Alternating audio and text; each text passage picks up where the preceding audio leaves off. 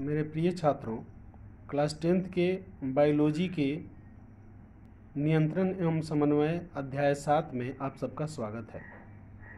मैं उम्मीद करता हूं कि भाग 3 देखने से पहले आप भाग 1 से लेकर भाग 2 तक अवश्य ही देख चुके होंगे।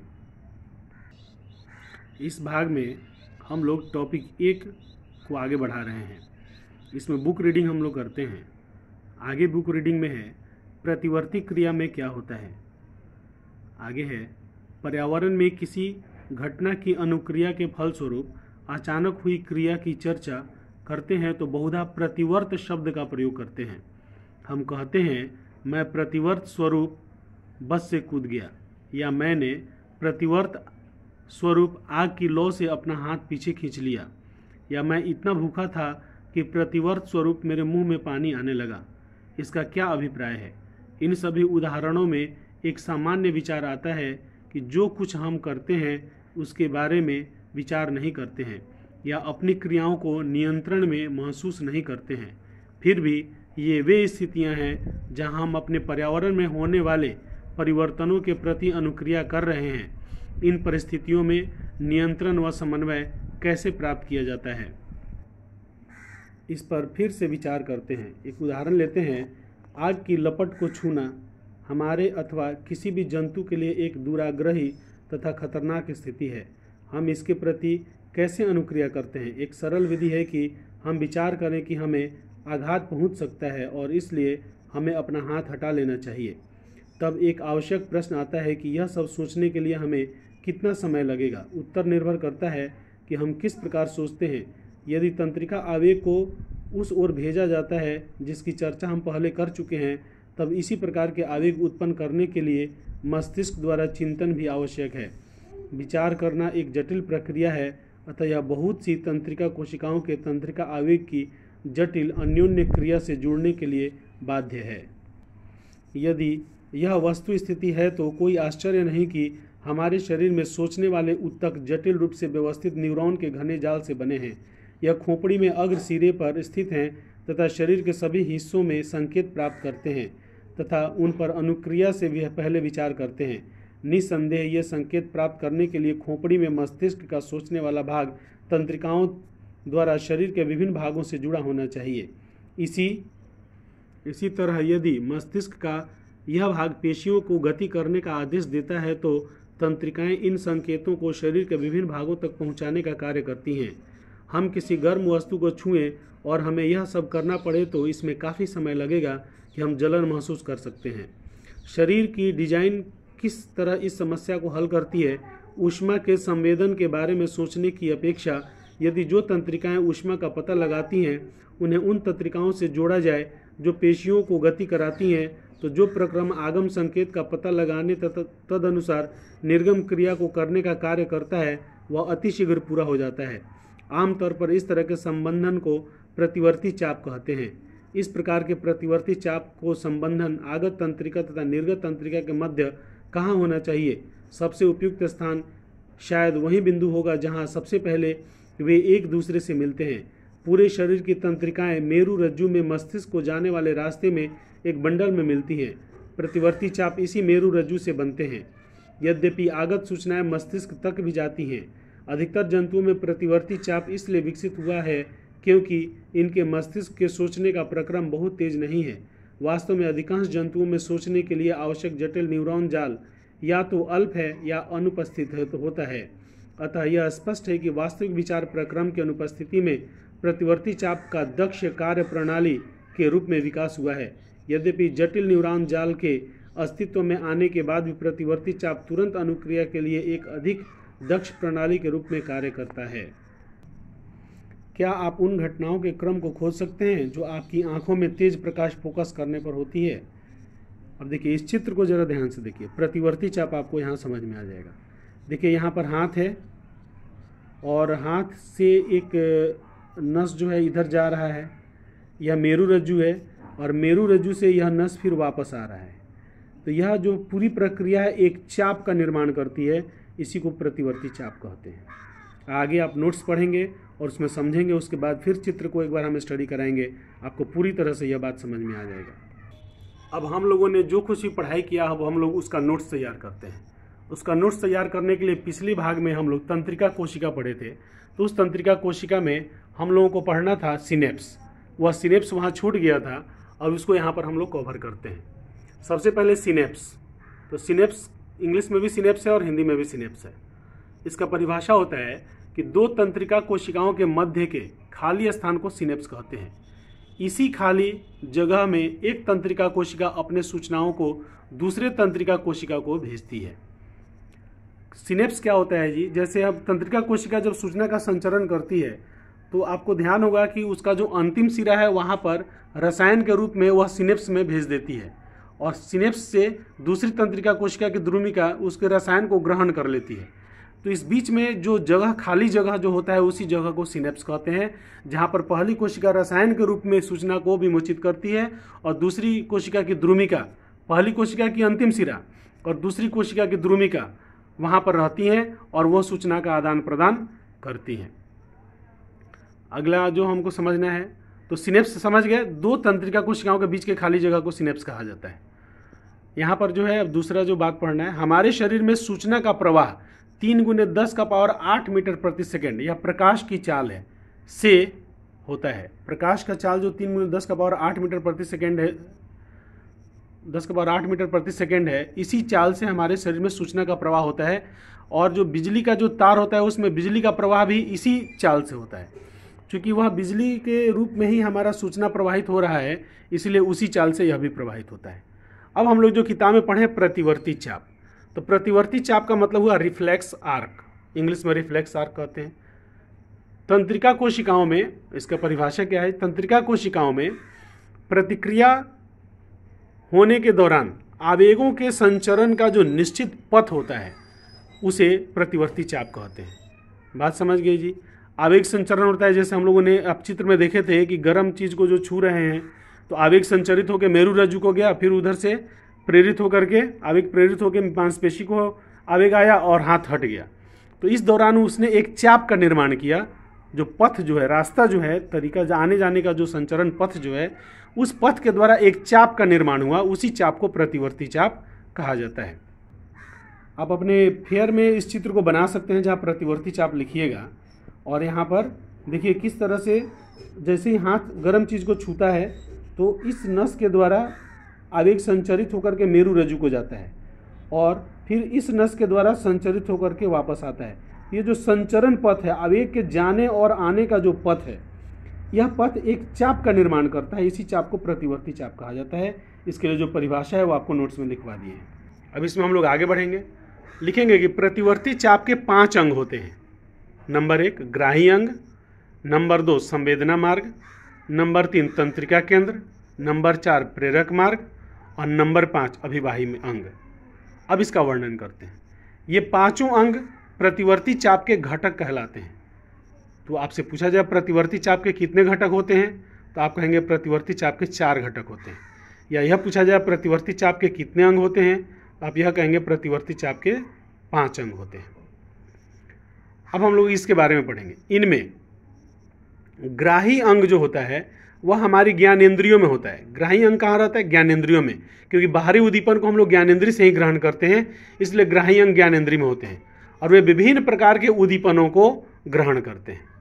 ग्राही अंग ज्ञानेंद्रिय में होते हैं और विभिन्न प्रकार के उद्दीपन को ग्रहण करते हैं, क्योंकि ज्ञानेंद्रिय के द्वारा ही हम लोग बाहरी उद्दीपन को ग्रहण करते हैं। अब ग्रहण करने के बाद वो क्या करते हैं जी? संवेदना मार्ग ग्राही अंग द्वारा ग्रहण किए गए उद्दीपन को संचरण करके तंत्रिका केंद्र में पहुंचा देता है। संचरण करके तंत्रिका केंद्र तक पहुंचाते हैं। तंत्रिका केंद्र उन संवेगों को ग्रहण करता है और उस पर जो उचित निर्णय होना चाहिए वह उचित निर्णय लेने का कार्य करता है। तंत्रिका केंद्र जो निर्णय लेता है वह निर्णय वह प्रेरक मार्ग के द्वारा अभिवाही अंग को भेज देता है। किसको भेज देता है जी? अभिवाही अंग को। और अभिवाही अंग उस सूचना में जो आदेश होता है उस आदेश के आधार पर अभिवाही अंग उस आदेश के अनुसार या उस आदेश के आधार पर अपना कार्य करते हैं। इस प्रकार संदेशों के आने जाने का जो कुल पथ होता है उस पथ को प्रतिवर्ती चाप कहते हैं। तो हम लोग जो प्रतिवर्ती चाप के जो 5 घटक हैं उनको फिर से शॉर्टकट में समझते हैं। कि सबसे पहले ग्राही अंग जो ज्ञानेंद्रिय में होता है वह क्या करता है जी, सूचना को ग्रहण करता है, वह संवेदना मार्ग को दे देता है, संवेदना मार्ग सूचना को लेकर के और तंत्रिका केंद्र तक पहुंचता है, तंत्रिका केंद्र डिसीजन लेता है और तंत्रिका डिसीजन लेकर के उस डिसीजन को प्रेरक मार्ग को दे देता है और प्रेरक मार्ग उस डिसीजन को लेकर के अभिवाही अंग तक पहुंचा देता है और अभिवाही अंग उस आदेश के आधार पर अपना कार्य संपन्न करता है। चलिए, तो प्रतिवर्ती चाप जब हम लोग पढ़ लिए तो प्रतिवर्ती क्रिया पढ़ेंगे। प्रतिवर्ती क्रिया क्या होता है, यह है रिफ्लेक्स एक्शन। प्रतिवर्ती चाप में किया गया जो एक्शन है वह प्रतिवर्ती क्रिया है। कह रहे हैं हमारे शरीर में कुछ क्रियाएं अत्यंत तीव्र गति से घटित होती हैं। जैसे मच्छर को मारना है तो तीव्र गति से घटित नहीं होंगी तो मच्छर भाग जाएगा। इन क्रियाओं का निर्णय लेने का केंद्र मेरु रज्जु होता है। इस क्रिया का माने प्रतिवर्ती क्रिया का निर्णय जो होता है वह ब्रेन, दिमाग नहीं लेता, मस्तिष्क नहीं लेता है, उसका निर्णय लेने का केंद्र कौन है, मेरु रज्जु। तो इस प्रकार की अनैच्छिक क्रियाएं जिसकी प्रतिक्रिया उद्दीपन के तुरंत बाद होती है, इस प्रकार की जो अनैच्छिक क्रिया है जिसकी प्रतिक्रिया उद्दीपन के तुरंत बाद होती है, तो उस क्रिया को प्रतिवर्ती क्रिया कहते हैं, प्रतिवर्ती क्रियाएं कहलाती हैं। जैसे गर्म वस्तु को छूते ही हाथ का पीछे हटना, गर्म वस्तु हमने छुआ और हाथ तुरंत पीछे हट गया, इसका मतलब यह उद्दीपन के तुरंत बाद क्रिया घटित हुई, इसलिए यह प्रतिवर्ती क्रिया है। एक बार और रीडिंग कर देते हैं। प्रतिवर्ती क्रिया, रिफ्लेक्स एक्शन। हमारे शरीर में कुछ क्रियाएं अत्यंत तीव्र गति से घटित होती हैं। इन क्रियाओं का निर्णय लेने का केंद्र मेरु रज्जु होता है। तो इस प्रकार की अनैच्छिक क्रियाएं जिसकी प्रतिक्रिया उद्दीपन के तुरंत बाद होती है उसे प्रतिवर्ती क्रिया कहते हैं। जैसे गर्म वस्तु को छूते ही हाथ का पीछे हटना। अब तक प्रतिवर्ती क्रिया और प्रतिवर्ती चाप के बारे में हमने पढ़ाई किया। इसके लिए आप बुक को बढ़िया से रीडिंग कीजिए और नोट्स को ध्यान से पढ़िए। 3 बार 4 बार 5 बार पढ़ने के बाद आपको बात समझ में आ जाएगी। अब हम लोग पढ़ते हैं आगे मानव मस्तिष्क। इसका रीडिंग करते हैं। क्या मेरु रज्जु का कार्य केवल प्रतिवर्ती क्रिया है? निश्चित रूप से नहीं, क्योंकि हम जानते हैं कि हम सोचने वाले प्राणी हैं। मेरु रज्जु तंत्रिकाओं की बनी होती है जो सोचने के लिए सूचनाएं प्रदान करती हैं। सोचने में अधिक जटिल क्रियाविधि तथा तंत्रिका संबंधन होते हैं। ये मस्तिष्क में संकेंद्रित होते हैं जो शरीर का मुख्य समन्वय केंद्र है। मस्तिष्क तथा मेरु रज्जु केंद्रीय तंत्रिका तंत्र बनाते हैं। ये शरीर के सभी भागों से सूचनाएं प्राप्त करते हैं तथा इसका समाकलन करते हैं। हम अपनी क्रियाओं के बारे में भी सोचते हैं। लिखना, बात करना, एक कुर्सी घुमाना, किसी कार्यक्रम के समाप्त होने पर ताली बजाना इत्यादि ऐच्छिक क्रियाओं के उदाहरण हैं जो आगे क्या करना है के निर्णय पर आधारित होते हैं। अतः मस्तिष्क को भी पेशियों तक संदेश भेजने होते हैं। यह दूसरा मार्ग है जिसमें तंत्रिका तंत्र पेशियों में संचार भेजती हैं। केंद्रीय तंत्रिका तंत्र तथा शरीर के अन्य भागों में संचार को परिधीय तंत्रिका तंत्र सुगमता प्रदान करता है, जो मस्तिष्क से निकलने वाली कपाल तंत्रिकाओं तथा मेरु रज्जु से निकलने वाली मेरु तंत्रिकाओं से बना होता है। इस प्रकार मस्तिष्क हमें सोचने की अनुमति तथा सोचने पर आधारित क्रिया करने की अनुमति प्रदान करता है। जैसी आपको संभावना होगी, यह एक जटिल अभिकल्पना द्वारा मस्तिष्क के विभिन्न भागों से जो विभिन्न आगत एवं निर्गत सूचनाओं को समाकलित करने के लिए उत्तरदायी है, पूरा किया जाता है। मस्तिष्क में हम इस तरह के 3 मुख्य भाग या क्षेत्र होते हैं, जैसे नाम है अग्र मस्तिष्क, मध्य मस्तिष्क तथा पश्च मस्तिष्क। यह मस्तिष्क मानव मस्तिष्क का फोटो है।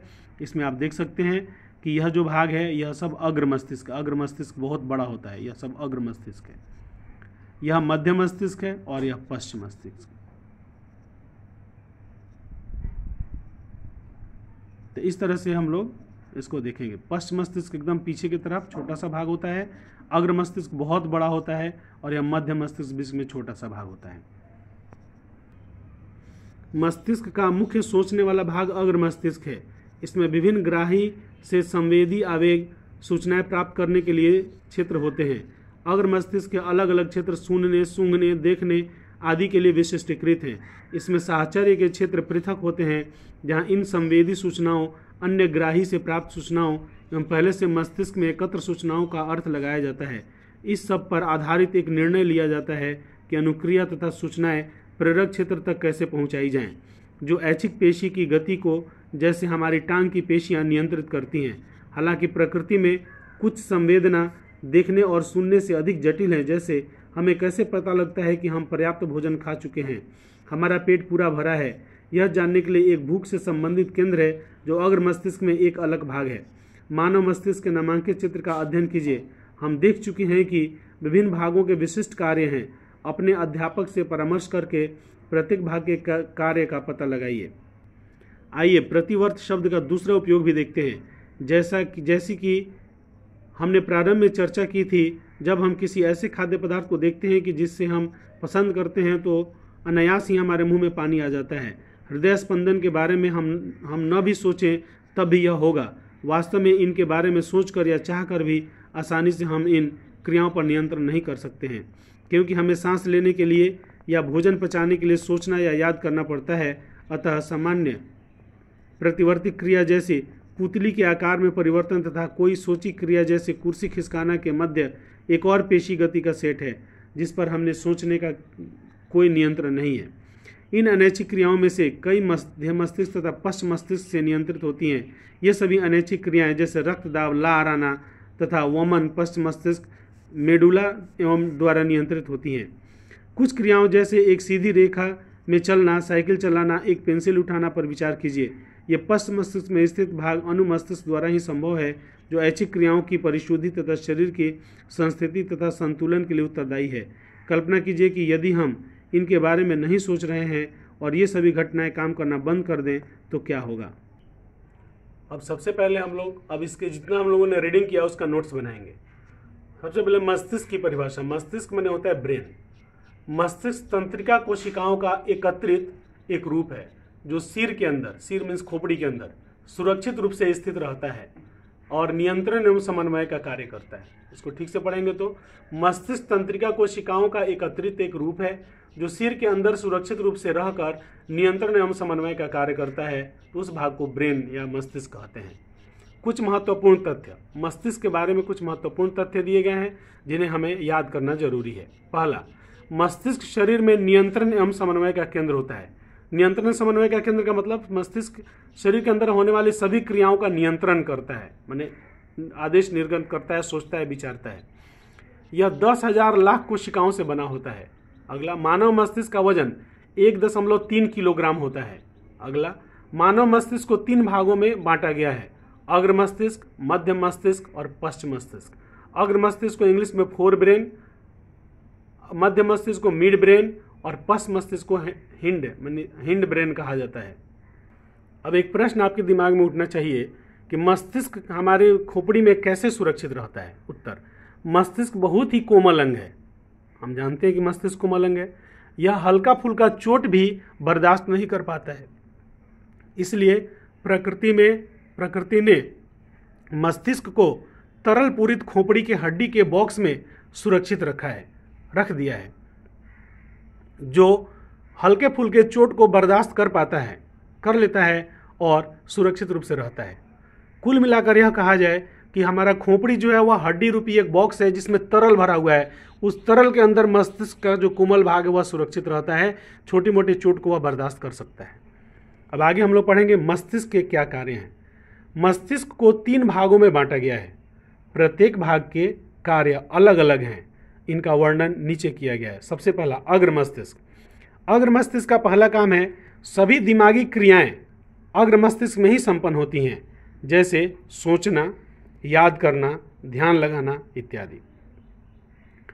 नंबर 2, बुद्धिमत्ता संबंधी सभी क्रियाएं अग्र मस्तिष्क में ही संपन्न होती हैं, जैसे नए तरीके का विकास करना, कोई आविष्कार करना, नया विचार उत्पन्न होना, चिंतन करना, चेतना करना, कल्पना करना इत्यादि।